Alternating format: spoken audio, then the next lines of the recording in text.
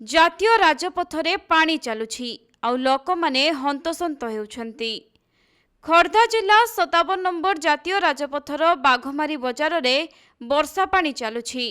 ଫଳରେ ଖୋର୍ଦ୍ଧା ବଲାଙ୍ଗୀରକୁ ଯାନବାହନ ଚଳାଚଳ ଠପ୍ ହୋଇଛି।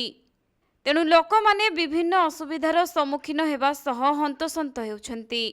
ସେପଟେ କଣ୍ଟାବାଡ଼ ମଲ୍ଲିପଦର ରାସ୍ତାରେ 4 ଫୁଟ ଉଚ୍ଚରେ ପାଣି ଜମି ରହିଥିବାରୁ ସେହି ରାସ୍ତା ଦେଇ ଗାଡ଼ି ମୋଟର ଯିବା ବନ୍ଦ ହୋଇଛି, ଯାହାଫଳରେ ଜାତୀୟ ରାଜପଥରେ ଅନେକ ବସ୍ ଏବଂ ଟ୍ରକ୍ ଅଟକି ରହିଥିବା ବେଳେ ଲୋକମାନେ ମଧ୍ୟ ବିଭିନ୍ନ ସମସ୍ୟାର ସମ୍ମୁଖୀନ ହେଉଛନ୍ତି।